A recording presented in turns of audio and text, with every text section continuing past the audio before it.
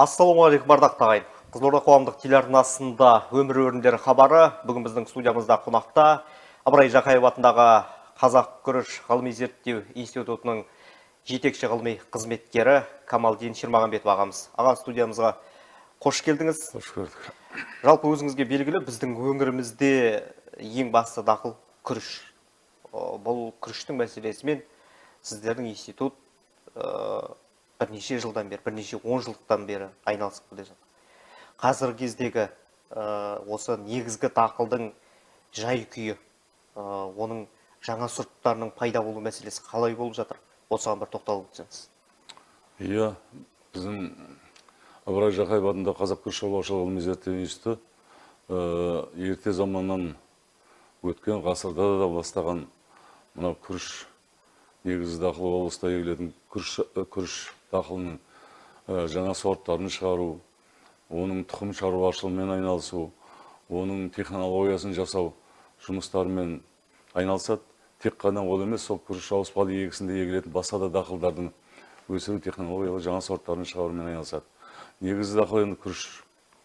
Біздің облысымызда білесіздер, өткен ғасырдың аяғында осы кешеге дейін маржан сорты біздің институттың шығарған, авторлары қазір Құрманбек Бәкірұлы деген азамат бар, қалғандары енді өмірден озып кетті.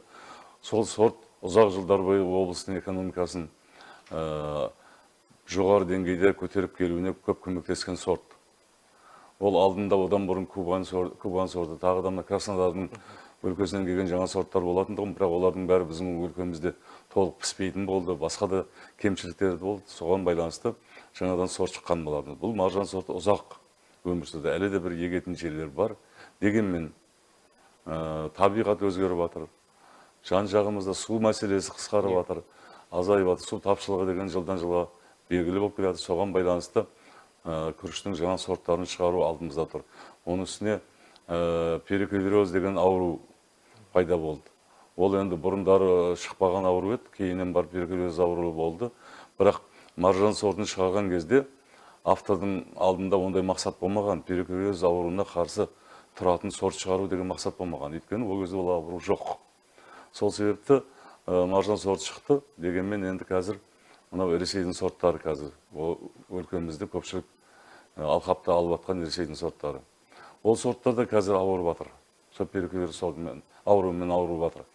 Оған байланысты да біздің институтта қазір ауруларға қарсы, зиянкестерге қарсы, арамшөптерге қарсы үлкен зерттеулер жүргізіп, жаңадан шығып жатқан препараттарды біздің институтта жүргізіп, зерттеп, оны өндіріске шығарып жатырмыз. Қазір облыста көлемінде қолданып жүрген осы препараттардың бәрі де біздің институттан сынақтан өткен.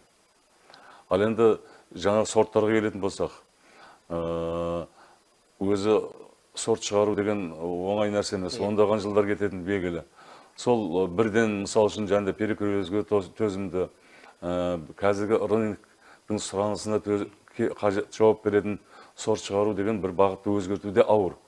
Енді соған ауысып, соған бағытты өзгерткен жағдайда шығып жатқан жаңа сорттар бар. Сыр сұлуы деген сорт шықты. Ол сыр сұлуы бұрынғы сорттарға қарағанда 5-10 бір апта ерте піседі. Су тапшылығына өте қажетті нәрсе. Оның ерекшеліктері бар. Оның 1000 дәннің массасы мысал үшін мынау Ресей сорттарының 28-30-дың айналасында болатын болса, ол 35-37 граммға дейін барады, 1000 дәннің салмағы. Ірі. Енді вегетациялық дәуірі қысқа болғаннан кейін, мынау сорттардың өнімі өте жоғары болмайды. Өйткені неғұрлым вегетациялық дәуірі ұзақтау болса, оның өнімі жоғары болады. Ал енді Ресейдің сорттары сондай, біздің мына сортымыздың өте қысқа болуына байланысты Ресейдің сорттарына өнімден шамалы төмендеу, дегенмен сапасы қазіргі рынокта сұранысы, әсіресе су тапшылығы кезінде, көктемде егіс егіп жатқан кезде мамыр айының аяғына кетіп қалады, тұқым себу уақытысы, суға бастыру уақытысы. Кейде одан кейінгі маусым айына да кіріп кететін кездер болады. Сондай жағдайларда мынау ерте пісетін сорт еккен өте тиімді. Өйткені қанша ауа райы салқын болса да, басқа болса да, ол пісіп үлгереді. Ал енді кеш пісетін сорттарды не болса да егіп, біз осыдан өнімді жоғары аламыз деп ойлағанмен, ол піспей қалған жағдайда өте ауыр жағдайға ұшырайды егінші. Сол себепті бұл сорт өте сондай бір тиімді. Енді кірген кезде Айсара деген сорт шықты. Айсара деген сорт бұл дәні ұзын. Бір кездерде осы біздің өлкемізге шетелден келген Анкл Венс дегендей сорттар дәл сол сияқты ұзын дәнді сорт. Бұл сорттар келешегі бар дейміз, рынокта өзінің орнын табады деп ойлап отырмыз.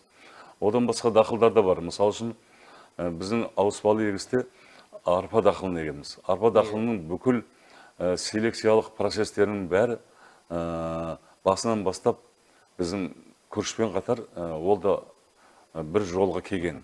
Қазір жаңа сорттар көп шығып жатыр бізде. Жылда бір сорт беріп тұр есебі арпа дақылын.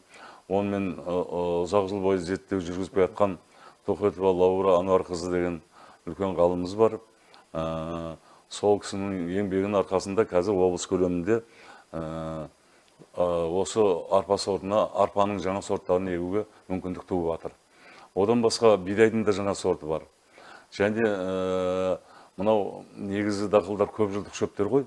Көп жылдық шөптің ішінде жоңышқа. Жоңышқаның Түркістан 15 деген сортын Әбілдаев Оразбек Көбекұлы деген азамат шығарып кетті. Ол бірақ өмірден озып кетті, өкінішке орай. Дегенмен соның сорты қазір мына оңтүстік аймақта жақсы егіліп жатыр. Көлем бар. Ол жүздеген жыл бойы егіліп келе жатқан бұрынғы жоңышқаның сортын ауыстыруға өте қолайлы нәрсе. Одан басқа мынау күріш ауыспалы егісінде түйе жоңышқа деген дақылды бұрын егілген. Бірақ түйе жоңышқаның бұрынғы егілген сорттарының өзінің кемшіліктері болды. Ол тез пісеттағы тез орып алмаса саяу болып қалады, жапырақтар түсіп қалады. Бір, екіншіден оның құрамында кумарин деген қышқыл болады. Ол кумарин қышқылын мал сүйсініп жей бермейді. Ал енді сол негізі сорт авторларының негізі мақсаты сол өндірісте кездескен осында кемшіліктерді жою. Дәл осында кемшіліктерді жойып, қазір біздің институтымызда Алаула деген сорт шықты. Аймұхамед Өмірзақ деген азамат шығарған. Бұл сорттың көлемін көбейтемей жатырмыз, өйткені тұқым жалпы көп жылдық шөптердің тұқым шаруашылығы өте қиын жүреді. Мысалы үшін жоңышқадан гектарына 1 центнер алады. Ал енді мынау түйе жоңышқадан 2 жақсы болса 5 центнерге дейін алады, бірақ соның өзінде де әлі тұқымын біз көбейтіп, сұранысқа толық жауап бере алмай. Сұраныс көп. Оны көрген, өйткені бұл сорт, мысалы үшін, және де кумарин қышқылдары жоқ өз алдына. Одан басқа бұл қара күзге дейін өзінің жапырағын түсірмейді. Көп көмбеккенше тұра береді. Сонда оны балаусағы орбаса да, шөп есебінде орбалса да өте қолайлы. Одан басқа да дақылдар мынау кейінгі жылдары әртараптандыру деген бағытта үлкен жұмыстар жүріп жатыр. Қай дақылды ексе, мысалы үшін күріштің суға байланысты көлемін азайту керек болып жатыр ғой енді. Емоса судан қалып қойып жатыр. Биылдың өзінде де біраз жерлер судан қалған жерлер бар.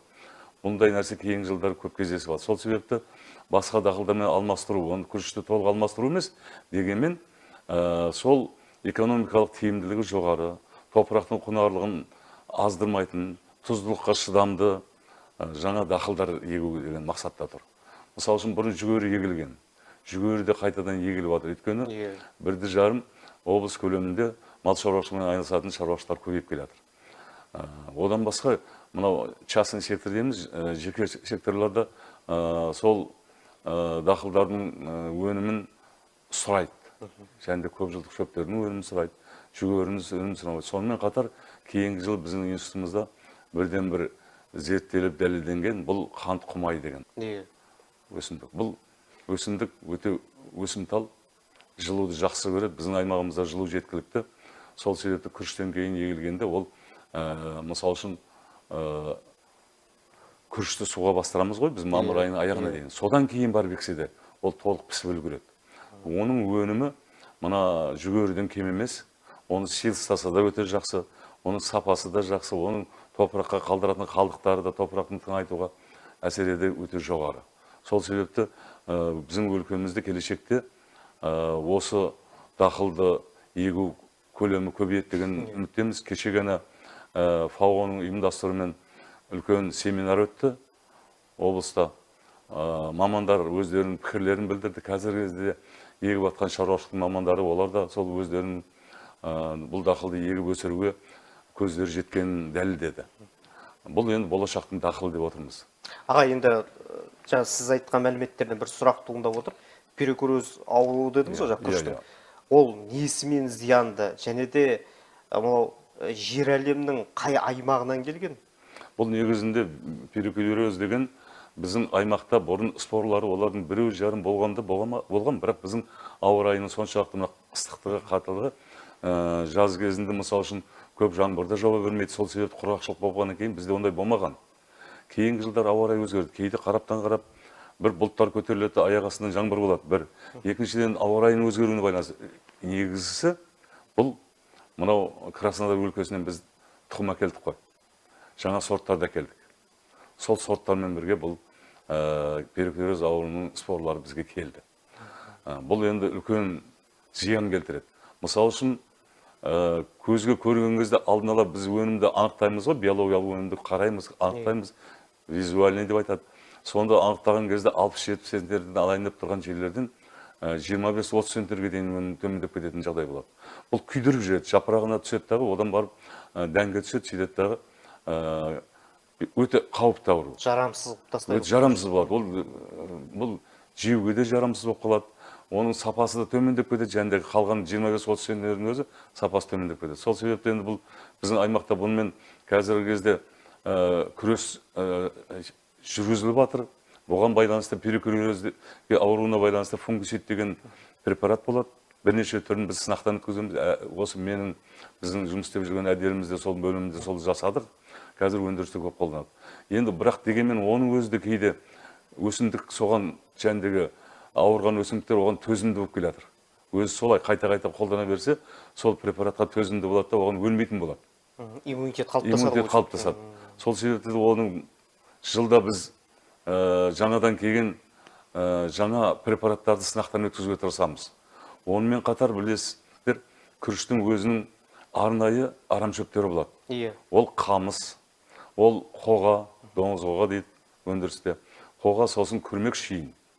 Бұл енді күріш дақыл егілгелі береге атқан арамшөптер. Бұнымен күрестің неше түрлері жасалған, агротехникалық шаралар жасалған, химиялық шаралар жасалған. Бірақ сол агротехникалық шаралардың өзі тек қана мысал үшін өзінің толық 100% жемісін бере бермейді. Мысал үшін қамысқа қарсы агротехникалық шараны егерде топырақты өңдеу процесі мен суға бастыру процесінің арасы өте жақын болса, оның жәндегі әсер етуі, ол тәсілдің, ол технологияның әсер етуі өте жоғары болады. Бізде ол мүмкіндік болмай қалады. Кейде су жетпей жатады. Сөйтеді дағы топырақпен өңдеп қоясыз, өңдеп тұқымды сеуіп қоясыз да сумен бастырам дегенше алшақтық болып кетеді. 4-5 күнге, бір аптаға кейде кетіп қалады. Сондай жағдайда қамыс қаптап кетеді қайтадан. Ал енді басқа дақылдарға өте тиімділігі жоғары гербицидтер шықты. Ол қазір біздің өндірісте қолданып жатыр. Өте мықты салита деген гербицид шыққан. Тағы да кейінгі жылда баксига деген гербицид шықты. Бұл Американың гербициді. Салита деген Швейцарияның гербициді. Турцияның Гулливер деген гербицид шыққан тұғын. Бары жоғы гектарына 20-25-30 граммақ қолданылатын гербицид, бірақ қырып тастайтын еді. Бірақ оған да кейінгі жылдары мынау арамшөптердің төзімділігі артып, иммунитетінің көтерілді дағы, оған өлмейтін болды. Енді жаңа гербицидтер биылдың өзінде біз 2-3 гербицидті сынақтан өткізіп жатырмыз. Бұл келешекте өндірістік сынақтан өтеді дағы. Қазір бізде регистрационный сынақ деген бар. Кішкентай ғана көлемше адызға жасаймыз дағы, соны зерттеп көреміз. Әсері қанша өлтірді, қанша процент қалды дегендей. Соның әсерімен біз өндірістік сынаққа шығарамыз. Өндірістік сынақта бір жылдан өтеді дағы, қайтадан барып жаппай өндіріске шығып кетеді. Сол нәрсені енді бұл тоқтамайтын процесс. Өйткені жәндегідей ғой, иммунитет көбейіп кетеді де, содан төзімді болып қалады. Сол себепті біз оны зерттеуді тоқтатпаймыз. Одан басқа аурулар, зиянкестер. Ауруды жөнінде айтсақ, зиянкестер де бар. Кеше мамандардан біздің институтымызға қазір әртүрлі образецтер әкеп жатыр. Күріштің жәндегі сабағынан басын алған, басының түбінен, немесе сабағына қиып кетіп жатқан жәндіктер бар. Осылардың бәріне инсектицид деген препарат қолданады. Бұрында да біз енді жағалық шыбынға, күріш масасына соған қарсы қолданатын тұғымыз, бірақ ендігі қазіргі жағдайда ол көлемі ол да көбейіп келеді. Ауа райының өзгеруіне байланысты ол да көбейе береді. Аға, мынау күріштің көлемі жаңағы су азайып жатыр дедік қой. Судың азаюына байланысты күріштің көлемін азайту керек деген жоғары жақтан тапсырмалар бар. Күріштің көлемін әсте азайта беру, бұл біздің өңіріміз үшін ең басты қандай зиянын тигізеді экономикалық тұрғыдан басқа? Иә. Енді өзіңіз айтып қалдыңыз ғой, экономикалық тұрғыда бұл енді күріш біздің аймағымызда белгілі дақыл, өнімді жинағаннан кейін келесі жылы өнімге дейін оны сата беруге болады. Ол ұзақ мерзімде, ол бұзылып кетпейді. Сақтау, ол өнімі жоғары жағдайда өзін өзі ақтайды, шынында экономикалық тиімді. Бірақ жылдан жылға су азайып келатқаны рас. Біз бұны мысал үшін ауыспалы егістің біз неше бір түрлерін жасағанбыз, үлгілерін жасағанбыз. Ол заманда, ауыспалы егісті жасаған заманда су тапшылығы деген сұрақ болмаған. Ондай мәселе қойылмаған еді.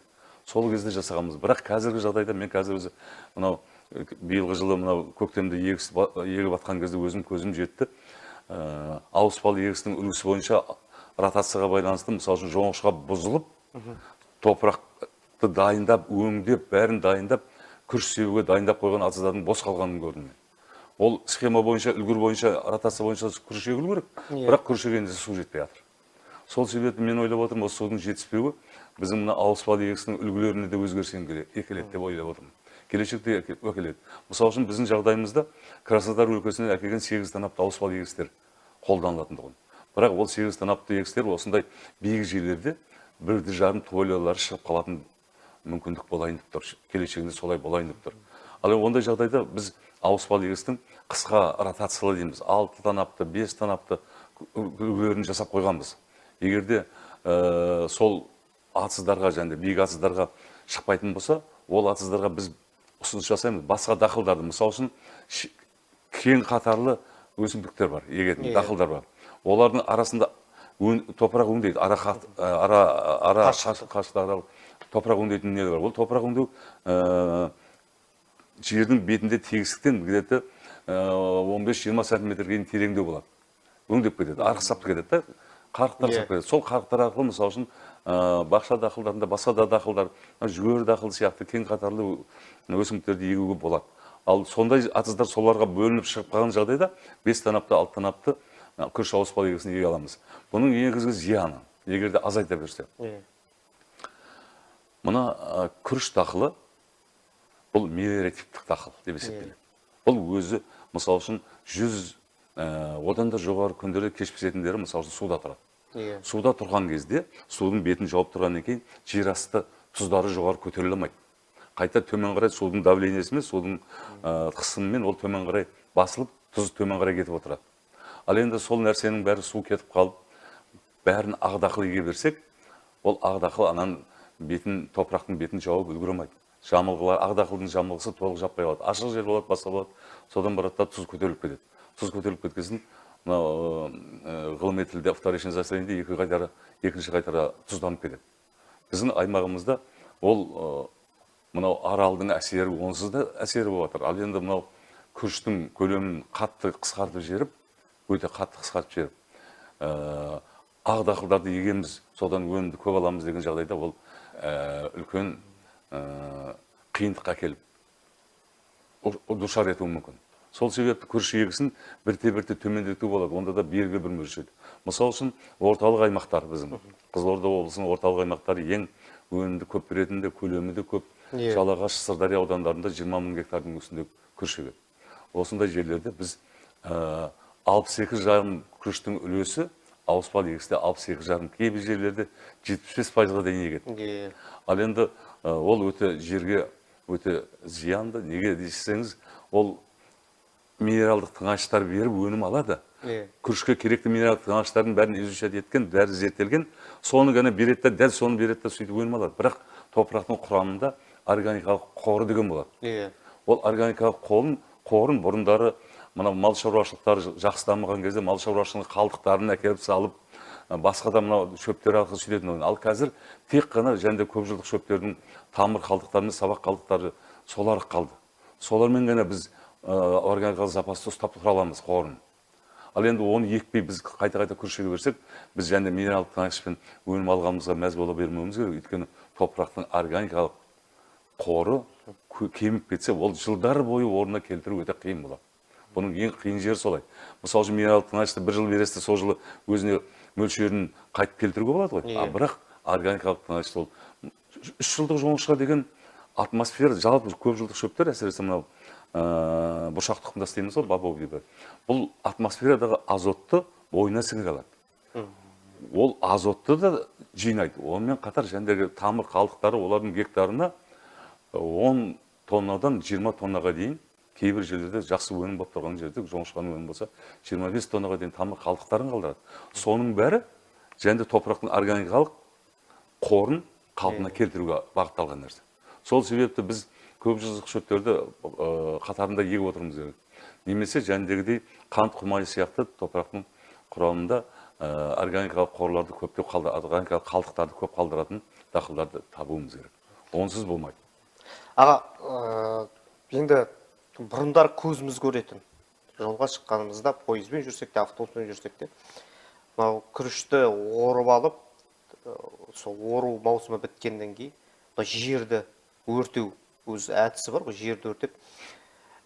Кейінгі жылдары сіздердің институтта қызмет еткен, есімін ұмытып қалып отырмын, бір азамат бұл жерді өртемей, оны қайта келесі жылға пайдалануға дайындау әдісін ойлап тапқан болатын. Бұл қазіргі кезде қалай өміршең болып отыр ма? Әлде ескі әдіспен жүріп жатқан шаруашылықтар бар ма әлде? Енді бұл өртеу деген нәрсенің өзі не үшін өртеді? Мына күріштен кейін сүдігер жырту деген операция бар. Топырақты өңдеу. Келесі жылға дайындау үшін сүдігер. Өйткені бағанда айтып кеттік қой, және 100-120 күн, 110 күн суда тұрғаннан кейін онда оттегі жетіспейді. Оны біздің тілімізде желдеу керек дейді, жел қақтыру керек дейді. Ол жел қақтыру деген сөз оттегімен демалдыру керек топырақты. Оны демалдырып, егерде өзі сол кейіп жәндегі өңделмей топырақпен жыртылмай жатса, ол ондай болмайды. Сол себепті оны тезірек сүдігер жыртады. Ал сүдігер жырту үшін күріштен кейінгі уақыт аз, өте аз. Өйткені біз күрішті жақын арада орақ түсе бастасам, мысалы үшін, осы августтың аяғы дейміз, енді осының келесі қыркүйектің басында түседі ғой енді. Одан барып ол октябрь, қазан айына дейін созылып келеді. Қазан айымен ар жағында уақыт өзі қалады. Аз қалады да, сүдігер жыртуға. Содан кейін барады, анау сабанды жинап үлгере алмай қалады, басқа болмайды, сол себепті сабанды өртедім де. Бірақ негізінде шыққан органикалық зат, ол топырақтан алынған зат. Ол қорек. Мысалы үшін, ол пайдасыз қорек болып тұр ғой, өртеп жүрсеңіз пайдасыз қорек, құрдан құр жанып кетеді. Ал енді соны қайтадан жерге беріп, жерді тыңайтуға әсері болар еді, егерде біз әлемдік тәжірибеде ондай бар. Әлемдік тәжірибеде мынау жал-жал қылып қалмайды. Анау алдымен бірден комбайнмен жинайтын да әдіс болады. Демесе валок қып тастайды да соны да жинайтын, бірақ оның артында комбайн шашып отырады, майдалап. Соның бәрі кейін барып сіңіруге жақсы. Ол жағып жіберуге де келмейді. Шашқаннан кейін, майдалап шашып кеткеннен кейін, ол жақсы нәрсе. Бірақ біздің өңірде жәндегі ең қиыны сол ғой, сүдігер жырту деген мәселе тұрда да, содан барады жылдамдату үшін соны жасайды, бірақ бұл енді болашақта болатын нәрсе. Өйткені топырақтың органикалық қорын біз өте азайтып алдық. Мысалы үшін осы күріш ауыспалы егісіне осы өлкедегі топырақтарды астында пайдалана бастағанда, оның органикалық қорын негізі көрсеткіші гумус деп айтылады, қара шірінді. Қара шірінді деген өсімдіктерден қалған нәрсенің шіріген түрі ғой, сол топырақта сақталып. Ол деген негізгі байлығы топырақ. Құнарлығы. Ал енді сол деген кейбір жерлерде 3%-ға дейін баратын еді. 2%, 1,5% деген болған. Қазір көп аймақта, көрші аймақта ол көлемі 1%-дан төмендеп кетті. Ал ол деген жылдар бойы бірнеше жүздеген деп айтуға болады, ондаған жүздеген жыл бойы қалыптасатын нәрсе. Сол нәрседен айырылып баратырмыз. Сол себепті мен және қайта-қайта айтып отқаным, сол органикалық қорын, топырақтың сақтап қалу жолын біз қарастыруымыз керек әлі де. Сол себепті мынау бірден өнімді алған жақсы, өніммен бірге жәндегі минералдық формалары, бірнеше нәрселер өніммен бірге кетіп қалады. Соны қайтарып отырмыз. Қайтарудың бір тәсілі және сабанды нағылу, қайтару, сабанды сіңіру керек. Одан басқа және көп жылдық шөптерді егіп, оның үлесін азайтпау керек. Үлесін біз жасаған үлгілерде, мысал үшін күріш дақылының үлесі 75-85 мыңның арасында болу керек деген біз ұсыныс айтқанбыз институтта. Ал енді дәл сол көлемде көп жылдық шөптер, жоңышқа, және түйе жоңышқа сияқты дақылдардың көлемі солай болу керек. Басқа дақылдар, және әртараптанды дақылдар арқылы күріштен босаған асыздарға егуге болады. Аға, енді сіз айтып отырған мынау топырақтың құнарлығы мәселесі, бұл тек Ыбырай Жақаев атындағы институт ғалымдарының, өзіңіз секілді мамандардың бас ауыртатын дүниесі ғана емес қой. Әрине. Ол сонымен қатар күріш шаруашылығымен айналысатын шаруашылық иелерінің де бірге ойлану керек дүние. Дәл осы жерде сол азаматтардың институт ғалымдарымен тығыз қарым-қатынаста байланыс жасаулар қалай болып жатыр? Енді алдыңғы қатарлы шаруашылықтарда бізбен байланыс жасап тұрады. Мысал үшін, біздің институттың тәжірибесін, өздерінде көп жылға жасап келатқан тәжірибелерін өндіріске енгізіп жатқан мықты шаруашылықтар бар. Мысал үшін, мынау Жаңаталапта Әліби деген азамат бар. Мынау Жалағашта Таң деген шаруашылық бар. Жаңа жол деген Қармақшыда бар. Мынау Қазалыда да бірнеше шаруашылықтар, Ырза бар, Ырза шаруашылығы. Бұндай шаруашылықтар бар. Олар бізбен де байланыста болады, өздері де жинаған тәжірибелерін өндіріске енгізеді. Бірақ бір нәрсені айта кету керек осы жерде. Мынау көп жағдайда институтта жасайтын біз майда алаңшаларға жасаймыз, делянг дейді оны. Майда алаңшаға жасаған тәжірибеңіз, егерде қолайсыз, дұрыс болмай шыққан жағдайда, сіздің жоғалтатын шығыныңыз көп болмайды. Өйткені кішкентай ғана алаңға жасадық біз тәжірибені. Біз осы жерден теріс результат аламыз, теріс мәлімет аламыз. Сол теріс мәліметті жұрт қайталап қоймасын деп, соны біз өндіріске шығарамыз. Айтамыз, мынандай нәрсені жасамау керек. Жасасаңыздар, бұл үлкен қателікке әкелуі мүмкін. Кейбір жылдар болды. Өзбекстаннан кейбір сорттар әкеліп еккен жағдайлар болды. Ол біздің жағдайымызда сынақтан өтпеген нәрсе. Біз оны ұсынған жоқпыз, бірақ өздері шаруашылықта кейде сондай әдеттер болады. Мынау кейде көреді, бір көргеннен кейін мынаның өнім керемет екен дейді. Бірақ ол қандай условия, қандай жағдайда пісіп тұрғанын, қандай жағдайда ол өнімге қол жетіп тұрғанын ол көп анықтай бермейді, сөйтіп барып әкеліп, кейде егіп, одан өнім болмай қалған жылдар болды. Сондай технологияларды жасаған кездер болды. Бір технологияларды көреді бір жерде, осындай әдемі екен, керемет екен, қарап тұрсаңыз шынында да. Бірақ ол басқа жағдайда тұр ғой ол. Ол әр жағдай өзінің несі болады. Және топырақ жағдайы, климат жағдайы, осыған су жағдайы, осындай мәселелердің бәрі бізде кішкентай алаңшаларда зерттеліп, сөйтіп барып өндіріске ұсынылады. Сосын барып жәндегі өткен жылдары болған облыстың бізге көмегімен, облыстың қолдауымен бізде 019 деген бағдарлама болған. Біздің институтта жасаған жаңалықтарды сол 019 арқылы біз өндіріске шығарғанбыз. Ондай да болады.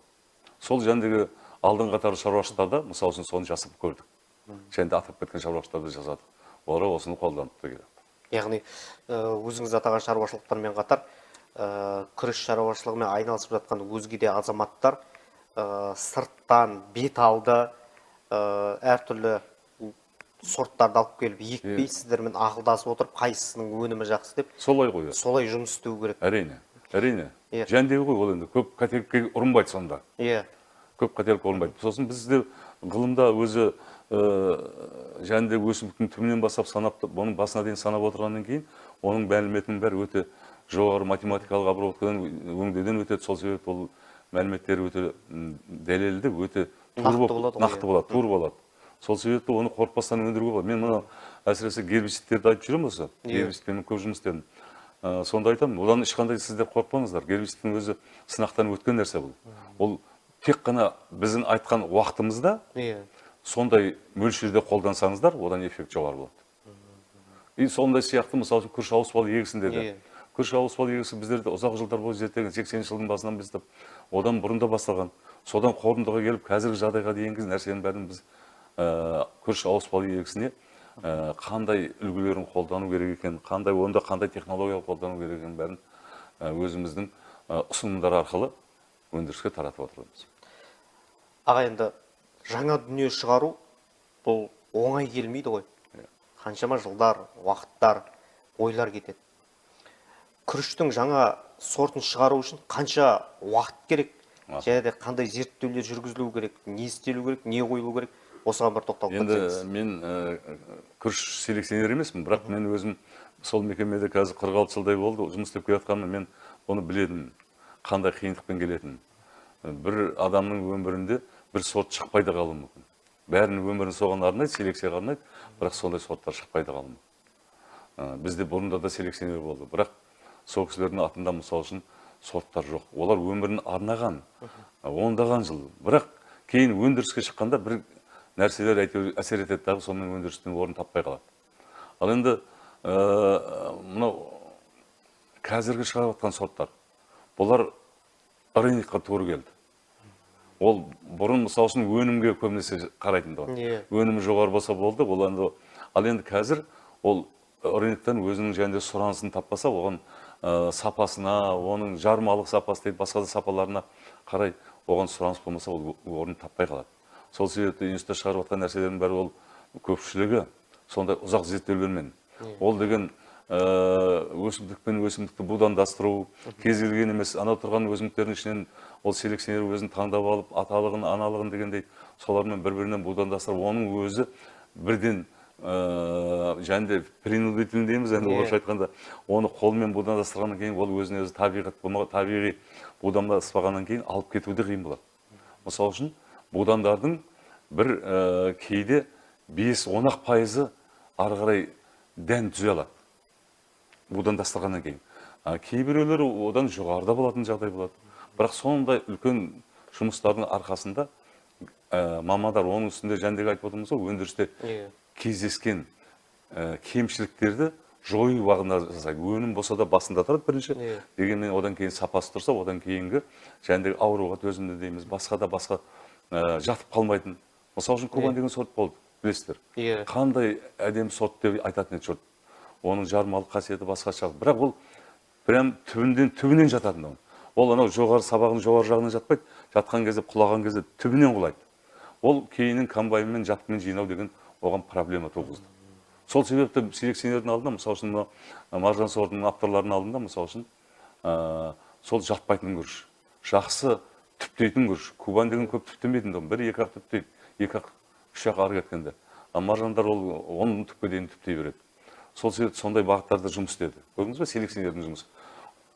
Бір фактордың өзін шешу үшін ондаған жыл керек. Өзгерді. Сол себепті енді қазір енді Ресейдің сортын бірден ауыстырып жібереміз деген нәрсе ол қиын. Өйткені бір жағынан мынау мықты шаруашылықтар өздерімен тікелей байланысты жасап, сол Ресейден тұқымдар әкеліп жатыр. Оның да бірақ кейбір зияндарын айтып кеттік, аурулар әкеледі, зиянкестер әкеледі деп отқан. Ол аймақтың нәрсесін бізге әкеледі ғой. Сөйтіп біздің аймағымызда ол көбейе бастайды. Сол себепті сорт шығару бұл бір адамның өмірі деп айтуға болады. Жақсы сорт шықса, мысалы үшін маржан деген қараңызшы енді. Облыстың экономикасын ондаған жыл, бірнеше 20-30 жылдай бойы ұстап келді. 80%-на дейін облыста егілетін күріштің көлемін маржан сорты алды.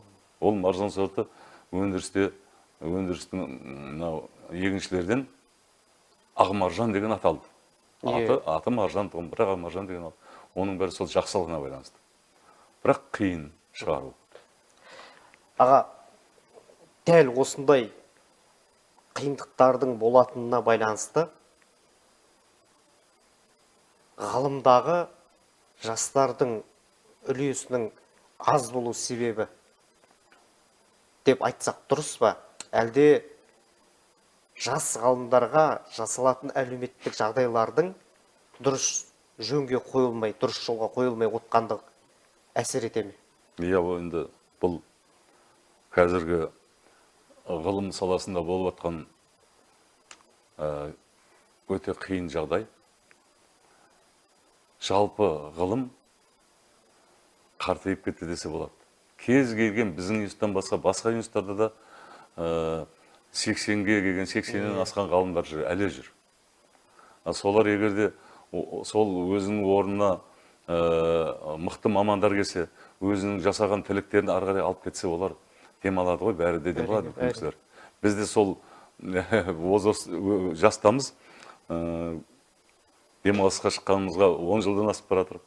Жәндегі айтып отқан Маржан сортының авторы Құрманбек Бәкірұлы келесі жылы 80-ге толады, мысалы үшін. Әлі сонда сол мамандардың әлсіздігі деп те айта беруге болмайды. Бұл мемлекеттің тарапынан қолдаудың аздығы. Мысалы үшін бір кездерде ғылымға қатты көңіл бөлген жылдары ғалымдардың айлығы осы мына партийный қызметкерлердің айлығынан жоғары болды десек, ол жаңылыспаймын. Сондай болған. Өте қиын жағдайдың кезінде біздің мына қазір 90 жылдан асып баратыр күріш институтының тарихы. 32 жылы ашаршылық болып жатқанда, сол ашаршылықтан алып шығуға өзінің септігін тигізеді деп, мынау Қарауылтөбеде опытный поле деп ашқан. Зерттеп. Көрдіңіз бе, ғылымға деген көңілдің қандай болған. Сондай жағдай кейінгі жылдар төмендеп кетті, өте төмендеп кетті. Енді айтатын нәрсе, мысалы үшін базовый финансирование деген бар, қаражат беру, базовый. Ол мынау институттың зданиясын ұстаудан бастап, оның светі, басқасы, суы, компьютеріңіз бар, сондағы пол жуатыңыз бар, ауызда отырған вахтерларыңыз бар, ғылыми қызметкерден басқа адамдардың айлығын тауып беру деген нәрсенің өзі тоқтады.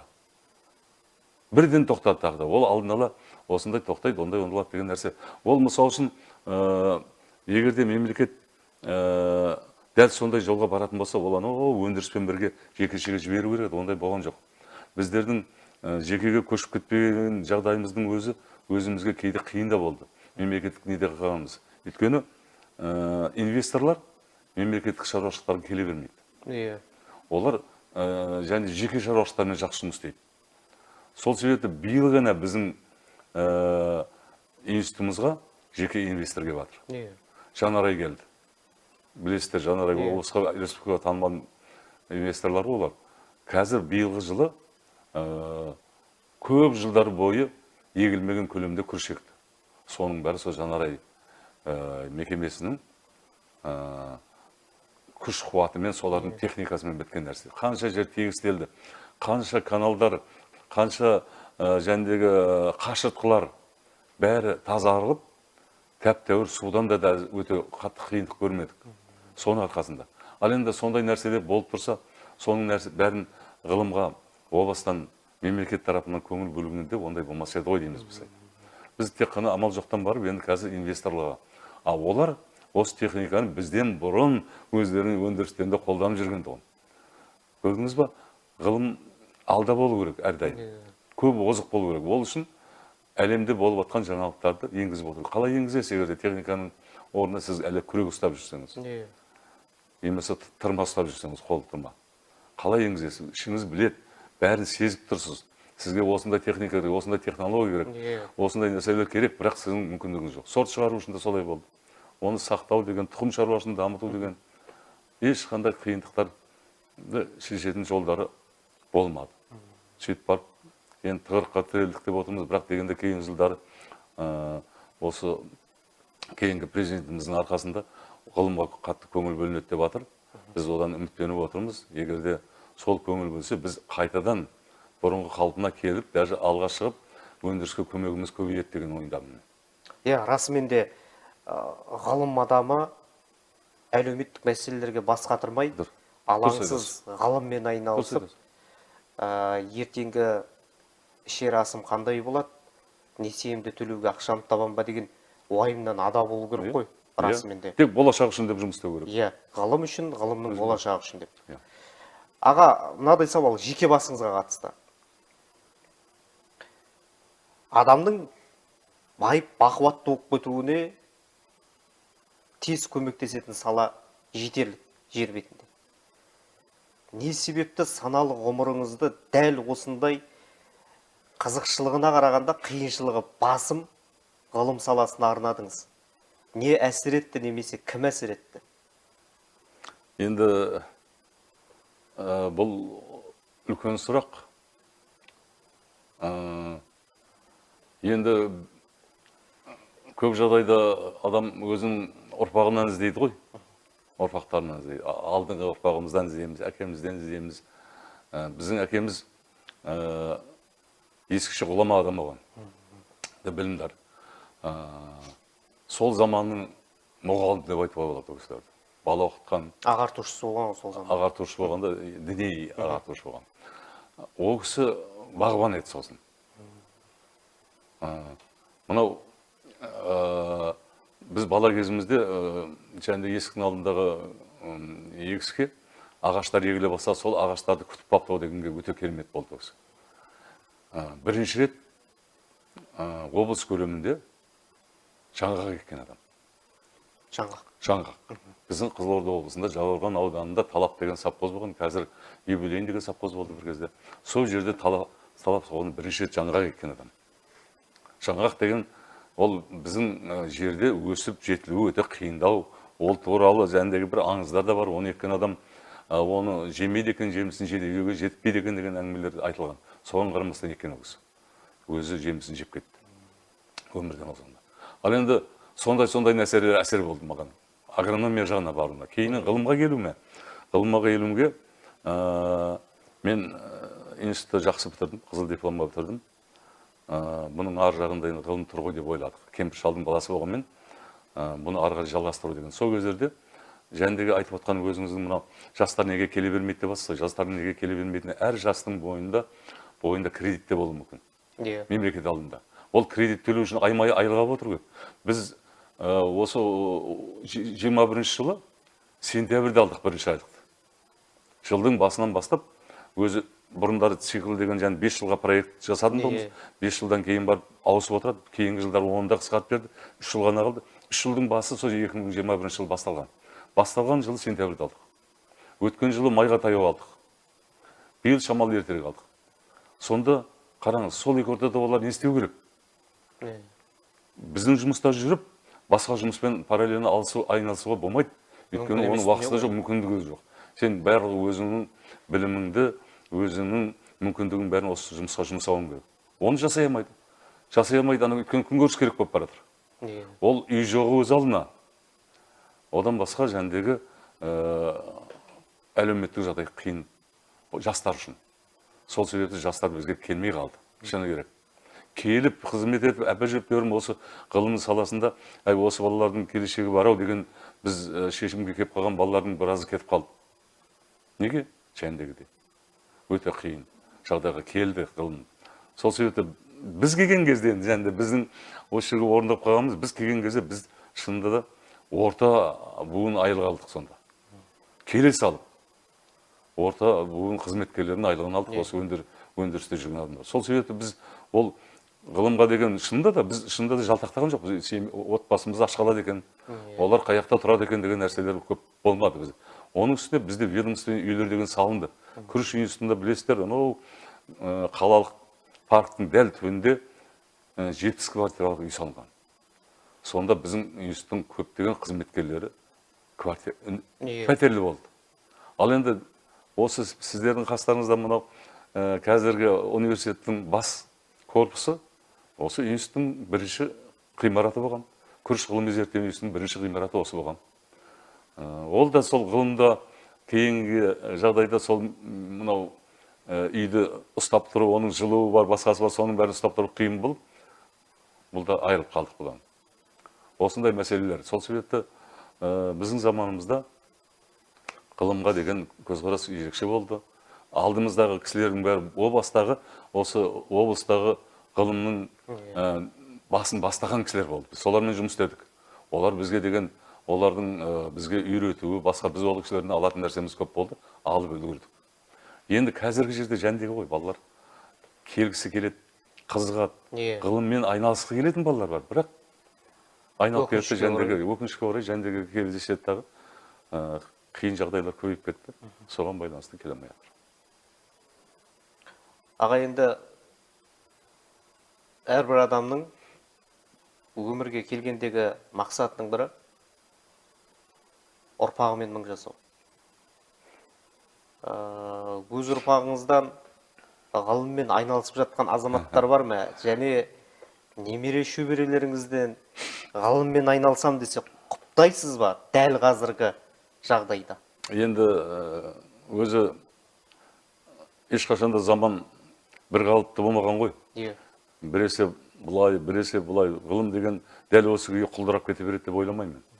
Келешекте ғылымға да бәрібір ғылымға келмесе болмайды.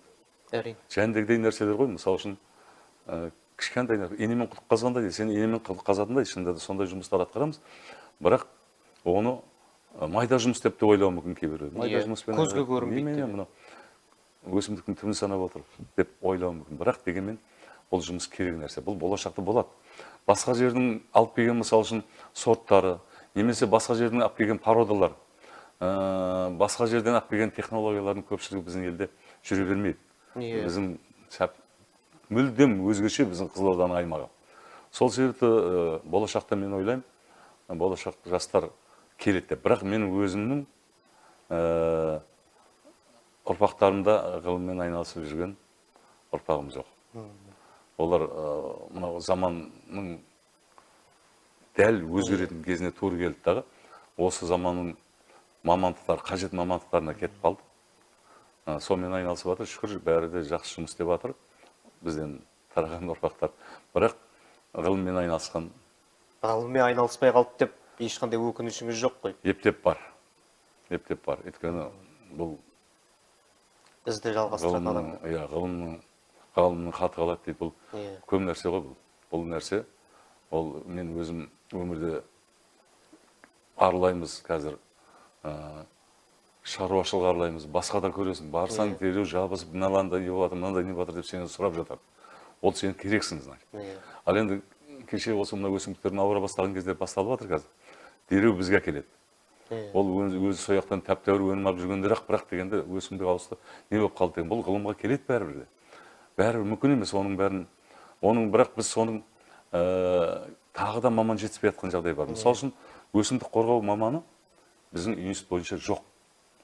Мен ғана мынау арамшөптерден қорғау жолын зерттеген, онымен көп жұмыс істедім, бірақ және ауру зиянкестермен ұзақ жылдар бойы Әбілдаева Жібек деген апайымыз болды, бірақ ол кісілер қазір пенсияға шығып кетті дегендей.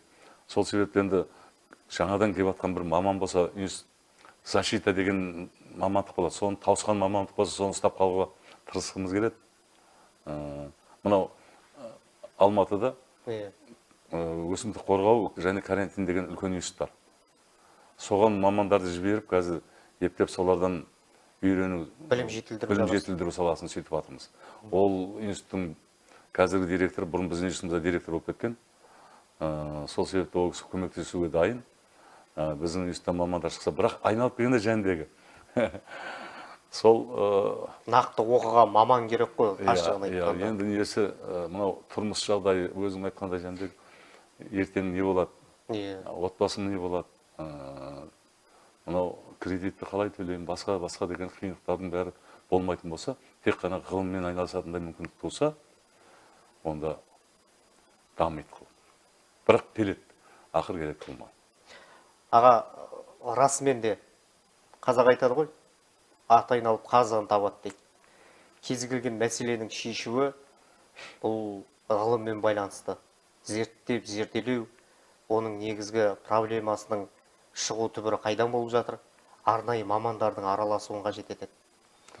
Енді өзіңіз айтып отқандай, жақын болашақта дәл осы ғылымның қай саласы болмасын, нақты көңіл бөлініп, баса назар аударылып, әрбір маманның әлеуметтік жағдайының әлеуетінің артуына қажетті қаражаттар бөлінсе екен дейміз. Рахмет. Себебі әлем елдерінің алдында жүрген мемлекеттер ғылыммен көгеріп жатыр. Дұрыс айтасыз. Солардан үлгі алу керек. Аға, студияға келгеніңізге алғыс білдіреміз. Алтын уақытыңызды бөліп, білеміз, сіздерде көп уақыт жоқ, күнделікті шаруаның басында дәл осы ғылыммен айналысу, күріштің және де ауыспалы дақылдардың жай күйін білу, бұл өте ауыр дүние. Ауыртпалығына қарамай, азаматтыққа салып, Қызылорда облысының ғылымының ғарыштап дамуына қосып жүрген үлестеріңізге алғыс айтамыз. Көптен көп рахмет. Рахмет. Сіздерге де. Ардақты ағайын, құрметті телекөрермен, бізге берілген уақыт осымен тәмам. Ең бастысы, өмірдің өріндерінде өкінішсіз өтейік.